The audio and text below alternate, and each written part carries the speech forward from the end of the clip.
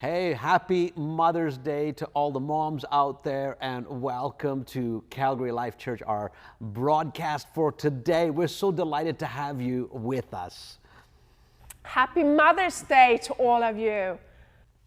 Yeah, we're going to be talking about Mother's Day and talking about moms today. And before we do that, though, we want to just give a shout out to everybody who's watching, whether you're watching on the online platform at calgarylifechurch.com or if you're watching on Facebook Live. And if you're watching on Facebook Live, why don't you share this or start a watch party? We just want to get this message out to as many people as possible to help them. And then give us a shout out. Tell us where you're watching from. I mean, this has been amazing. Like every week we get the report. People are watching from Colombia, Venezuela, Burkina Faso, all over the nation, all over the province. And what an opportunity. Yeah, you know, even though we're sharing, you sitting in your living rooms, we want to make this Mother's Day really, really special. Just right there in your living room. Yeah. Mother's Day. Well, let me just share something with you. A grandfather, he's walking with his two granddaughters, and he's overhearing them talk, and one of them says, "Grandpa, I'm never going to have kids." And Grandpa says, "Well, why is that?" And he questions them and finds out that the mother had explained to them where babies come from and the pain involved. And they said, "Grandpa, that pain, no way. We've decided we ain't ever going to have any babies." So the granddad, he says, "Well, your mom thought it was worth it to go through the pain to have you. And if you think about great-grandma, she went through the pain to have me. And if it wasn't for them willing to go through the pain, I wouldn't be here and you wouldn't be here." And so you see, kids, moms, they recognize how painful it is, but they see what comes out of it. And they're like, wow, it's worth the pain. And so just think about that. Two little girls looked at each other. They looked at Grandpa and they said, "Grandpa, shut up. What do you know anyway? You're just a man." And basically, okay, I thought it was funny. Basically, when it comes to preaching a Mother's Day sermon, I can relate to that grandfather because I think it's true. It's just as a father, as a pastor, as a leader, we just don't get it on what it really takes, what the sacrifice is, what you endure to be a mom. And so for this Mother's Day sermon, I just thought, come on, let's hear it from Madeleine and from her side. And so we're going to talk about the different phases in mothering and parenting, doing life together. I want to share one verse to begin with, and I hope this will be an encouragement to all you moms out there. In Proverbs 31:28, it says this: "Her children rise up and call her blessed, her husband also, and he praises her." I praise you.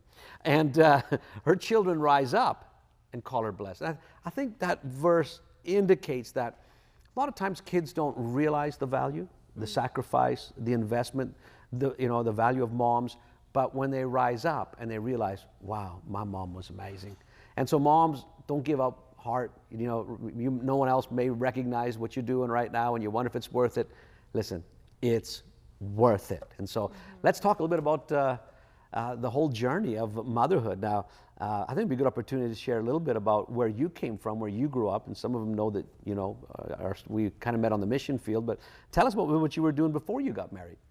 Well, I was working and, had actually a really successful time of my life. We were just talking about, the real values. Even since a little girl, I was just fascinated by family. And family just means so much to me. And even through those years of, just seeing, God at work and opening doors and ways and being successful in the business, part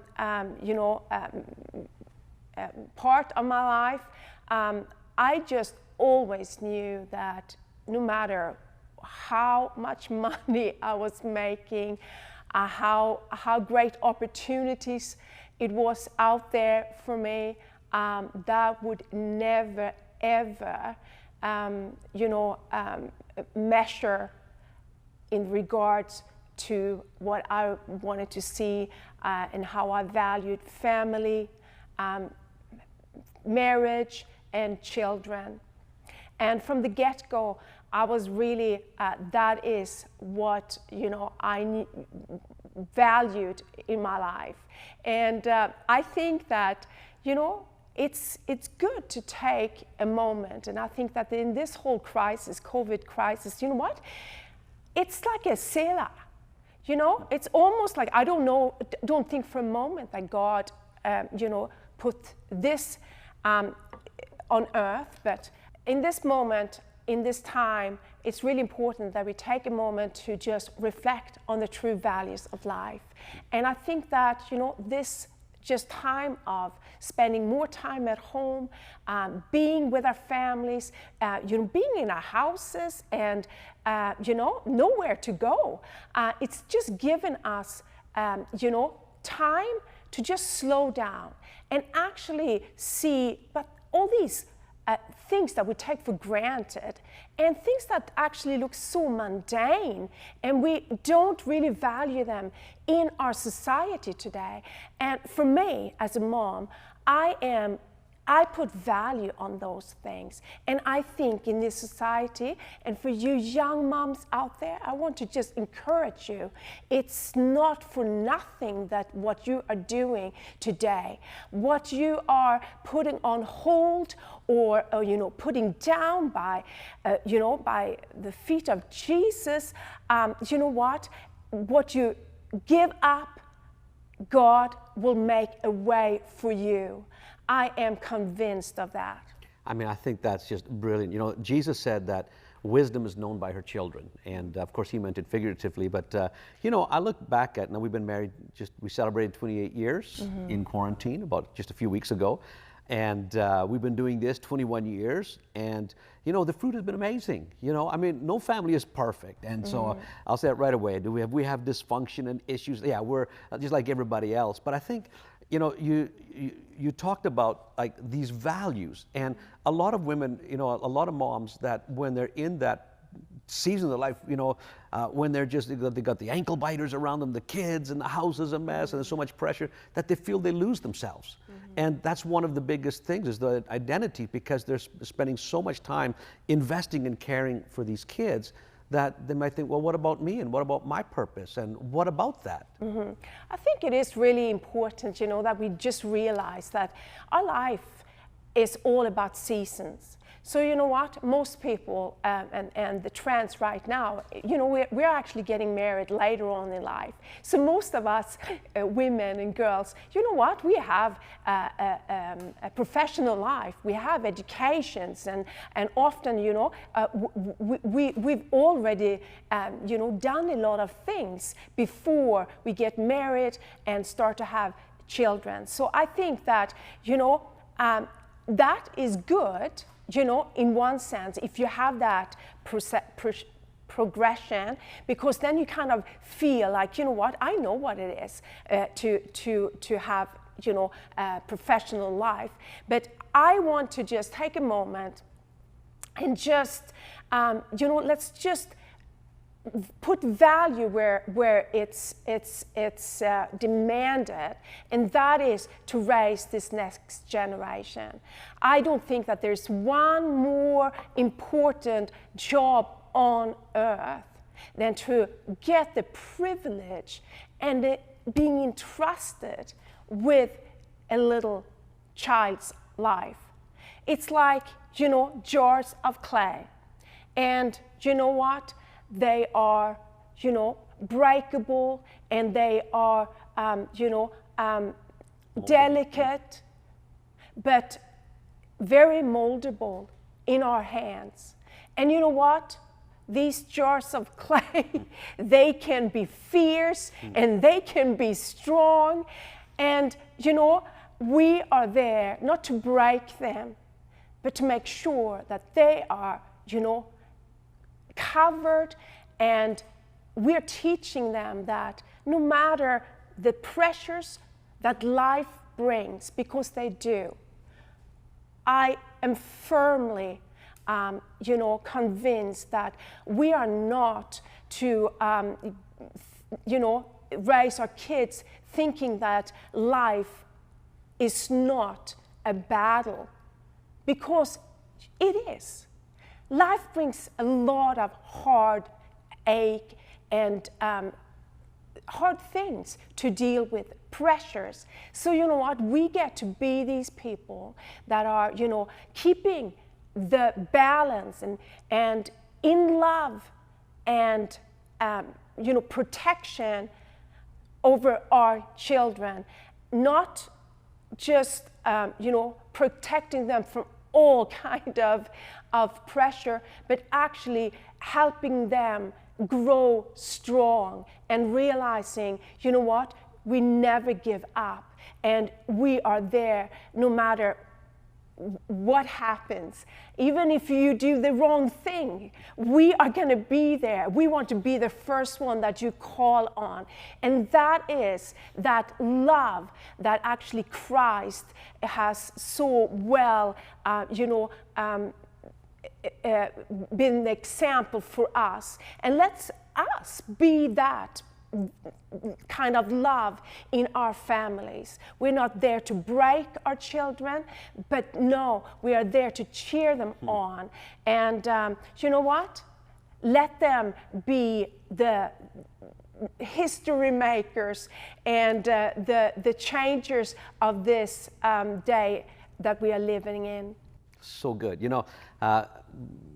A little bit of our background, I think you've done a superb, an amazing job with our kids, because when we first got married and then we moved to Canada from Sweden, so we had no family, either on your side or my side, and then I was on the road for 2 weeks out of every month for several years there, and you were left at home with the kids. How did you survive in those seasons and not go crazy and kill me or the kids? Mm-hmm. Like I said, I think that it takes focus.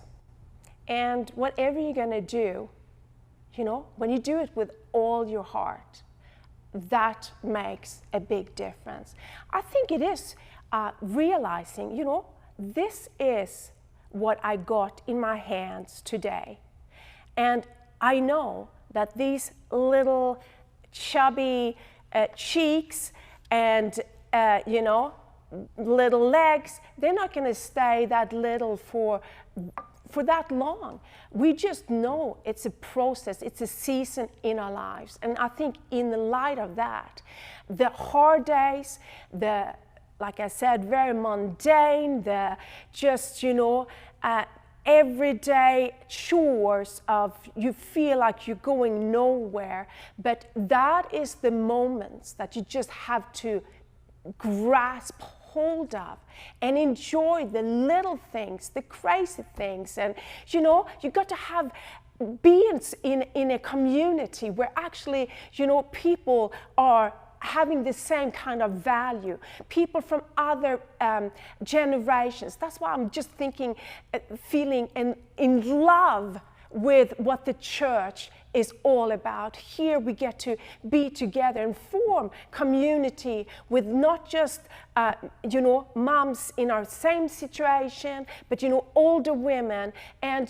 people that doesn't have children, maybe older couples, but that can actually serve as a grandmother or a mother in your life, and just speaking wisdom. Because what?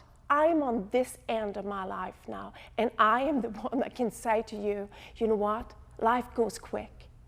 Those little kids, they do grow up.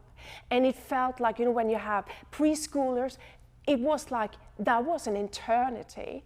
But what? Then it's like life goes really, really quick. You got one shot at it. And I don't believe for a second that any one of us are perfect. But what? Let's live this life. Let's do it together. Let's learn from the Word of God and just seeing where did Jesus put his value. You know what? He is the greatest example. And he's the greatest servant. I would say that being a mother, being, a wife, it is a servant's position. It really is in our households. And I'm all about doing it together as a husband and wife, as mom and dad. I think that is the healthiest way. But in our situation, I was definitely the one that had my hands on the plow. And I was, like you said, for most of the time, our first 7-8 years, I was very much the sole provider of the kids. And I do think that if you live with that outlook, that your life is made up of moments, and you have to grasp them. And you know what? I wish I would have written down more things in my little book, because I do have a book about all the funny things that was said, and also the crazy situations where you have sick kids, and it's kids throwing up, and then you are being sick, and in that just chaos. That is actually life. And sometimes it's life at its best, believe it or not. I know, Anthony, you just did an interview with Pastor John Burns from Vancouver earlier this week.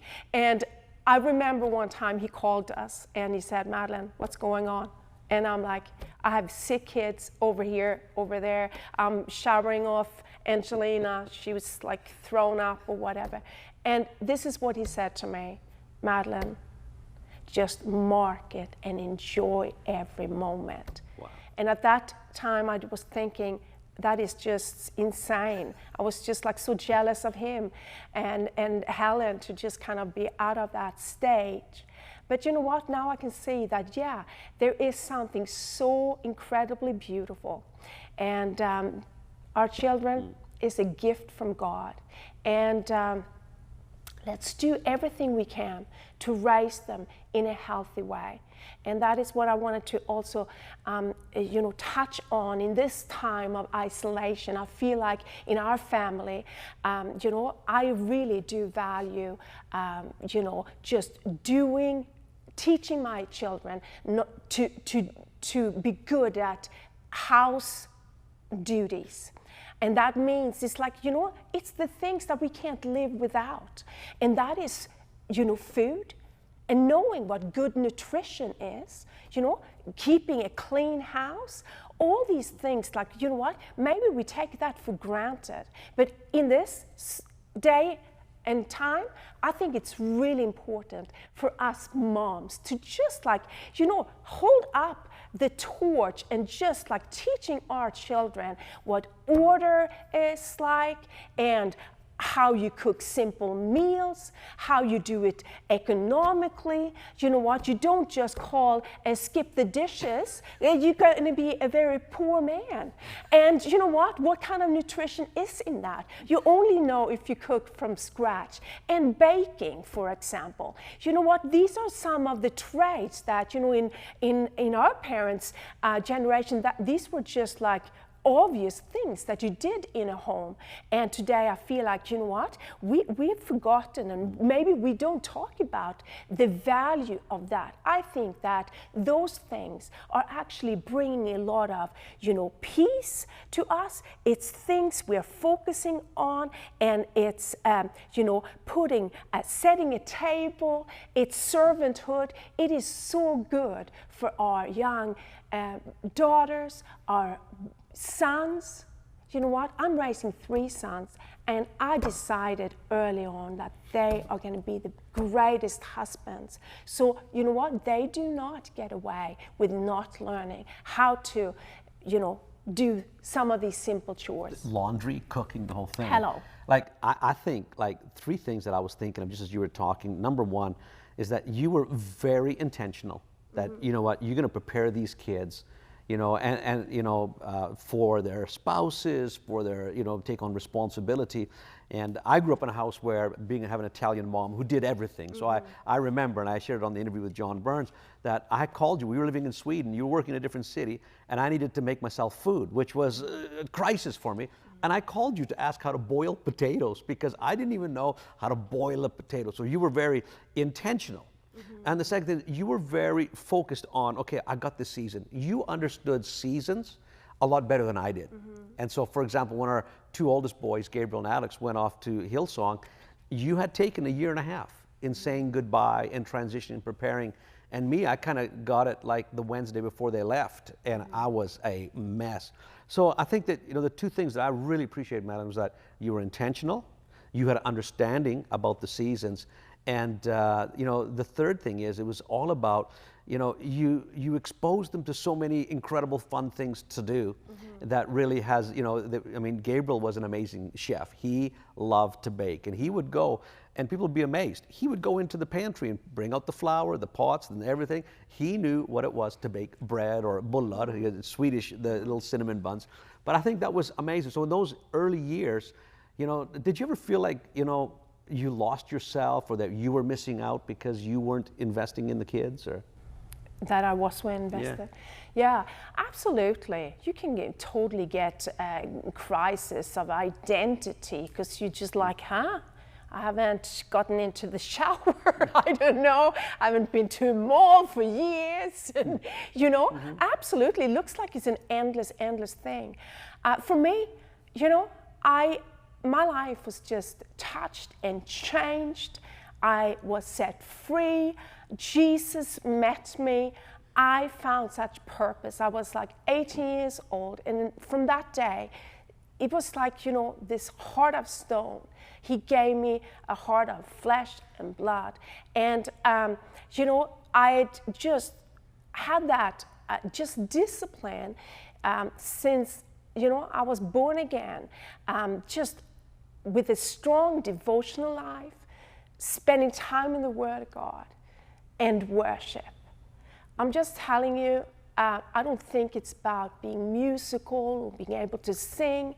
I think that praise and worship in a house, in someone's life, man, that can set you up for such success. And, you know, after so many sleepless nights, you know, I'm just talking to some of you moms, you know, you have small kids and you just feel like, you know, exhaustion. But you know what?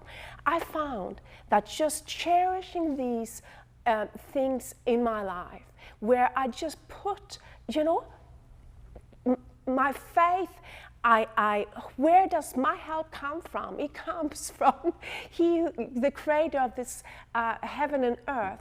And I find my strength in Him. And, you know, I think that the joy of my salvation, we got to grow up. And, you know, sometimes I think that God is using our kids, and that whole process of raising children, it's so unselfish, but God is using that to raise us up into mature believers, where we actually, you know what, we got to, and sometimes you're so exhausted, but you know what, right now there's no excuses. You can turn on, you can hear the Word of God being read to you, and I tell you, turning on some good praise and worship, singing out loud. If you can sing with, play guitar or piano, you know what, I would sing so much with my children, and just, you know, full on blast, dancing around. And, you know, the loneliest days, because, you know, Anthony, like, he was gone every weekend. And that included, of course, Easter, because, you know, that's a big one when you're a traveling minister. But, you know, and making sure that you do all these things. I was just going to church, not missing one Sunday. You know, that is what I did. I had, you know, my hands full, of course, but, you know, some of these disciplines. And I would say to you that have older kids, and, you know, even when you have young kids, just, you know, realizing that what you're doing today is going to affect them and your situation in the next 10 years. So you've got to start right now. You start to set them up for what you want them. How do you want to see them, you know, set apart? And I think that is where we just talk so much about just getting planted, the value of being planted in the house of God. And as parents, you know what? You do that. You do that for the generations to come, not just for your kids, but your grandchildren. It's like you're putting that foundation down where you are coming together, you're worshiping together, and a lot of things, you know what? It's not what we tell our kids to do. It is what we are doing, what they're watching us do. Honestly, it's what we do in the quiet, when no one sees us. Our kids sees us. And honestly, that is the seeds that we are sowing into their life. So, coming to the house of God, praising Him, worshiping Him together, finding community together. I really believe it does take a village to raise not just the child, but raising a parent. We need each other. Don't get isolated. We need one another. And you know what? I'm so grateful. Like when I came to, when we had Gabriel, we lived in Niagara Falls, Ontario, and I had a friend, Else Marie. Else Marie, she's beautiful. She's my Danish friend. Anyways, we ended up living in the same city. We knew each other from long before. And her and Fred, they also have 4 children, but they were ahead of us. And you know what? I would just go over to her house and watch how she would discipline her kids and how she spoke to them. And you know what? I was just like a sponge. Everywhere, the people, and our story, how we, so many people that, God has used in our lives and used for our children, speaking like someone like John and Helen, so many of our community, so many of you that have sown in seeds in our children's life. So I really believe that, don't take it lightly, but let's be diligent in meeting together. I think we've often said that the goal of parenting is to raise our kids to be our friends. Mm-hmm. And they really are our best friends. We have so much fun with them, because we're on that, like you said, that latter side of the journey, other side of the journey. So we talked a little bit about, when we started with small kids. And, and as a pastor, I've met parents, and, you and I, we've shaken our head, we've heard this, well, it's been nice coming to CLC, but we're not coming to church for a while because we got small kids. And man, we started this church with you being pregnant with our third. Mm-hmm. Angelina was born, and our 4th child, while you were the key worship leader at that time. Mm-hmm. And I think it was like a week and a half after she was born, you were leading worship again. And so we never, used our kids as an excuse not to attend church. We just brought them on the journey with us, mm-hmm. like worship practice. You'd be leading worship practice. You were still, the kids hadn't been weaned yet, so you would bring them. Mm-hmm. And we've brought our kids on the journey. And it's amazing because a lot of pastors' kids, they rebel, and it's not because they hate God. It's not because they hate the church, but they hate what they've seen happen to their parents. Mm-hmm. Through mean people, disloyal people, but we've worked hard and done well at protecting them from that. And the church, the family, has been an incredible blessing, to our church. And one of the stats that we always bring up, because now our kids are flourishing as young adults, mm-hmm. and is the fact that one young adult in the life of a teenager mm-hmm. has more influence than all the peer pressure at home. And that's why I'm so proud of our young adults. I'm so proud of our 314 team. You guys are doing an amazing job speaking into that next generation. And the wisdom, that the strategy for us is about passing it on to those next generations, mm-hmm. empowering and building them. Because, mm-hmm. I love what Brian Houston said. He said that our ceiling needs to be the next generation's floor. Mm-hmm. And so everything that we're doing, and I think the vision of this church will never be fulfilled in our lifetime, mm-hmm. but it'll be fulfilled in the generations that are following us. Mm-hmm. And so one of the things that you have done amazingly well is that you are a fierce, anybody knows Madeleine, she is a fierce woman. And I say fierce in a good way. Mm-hmm. But when especially, and I know. And he knows. I know. But especially to stay connected with the kids. Because at the teenage year, that's an often natural stress point where kids can really distance themselves from their parents. But, you know, you have fought to stay connected with them. And how did you do that? And why did you do that? Like, speak into that. It all comes down to, what do you see? What's your vision? What do you want? What really, is your value? What is it that really, when everything comes down to it, what is it that you want to see in your life? What is it that really turns, what's the word? Turns your crank? Yeah. Gets you excited? What is it that you really want to see coming out of your life and flow out of your life?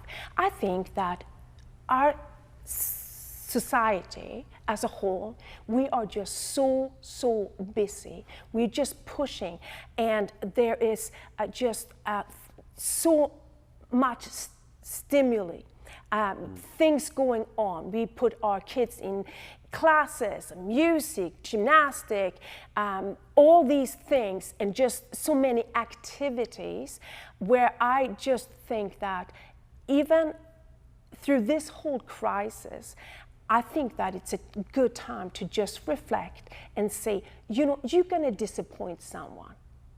And you know what? Don't let that be your kids. That's good. If that means that you are delaying, or maybe putting your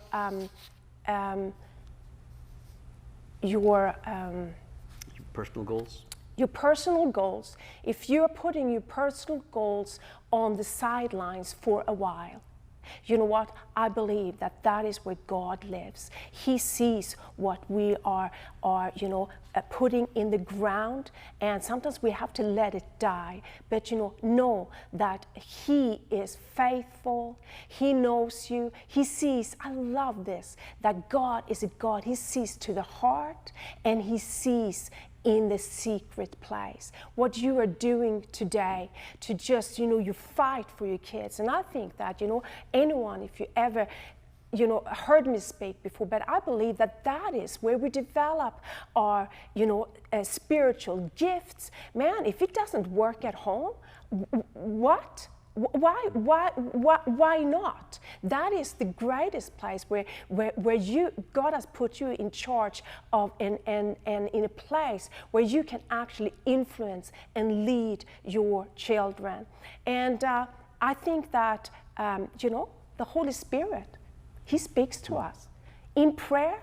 It would just like, it can be, it's this amazing adventure life of being a born-again believer, follower of Jesus. It's like it happens while you're peeling the potatoes, while you're busy, changing diapers and peeling potatoes. And hey, 7 times 6 is what? Like you're doing so many things, and you have the laundry going, and then you're like, oh, we got to go and pick up so-and-so. And, like it's all these things going on at one time. But in the midst of that, God speaks. It can just be like in a second, in a moment. You're just watching, you see some, follow that thought. And you know what?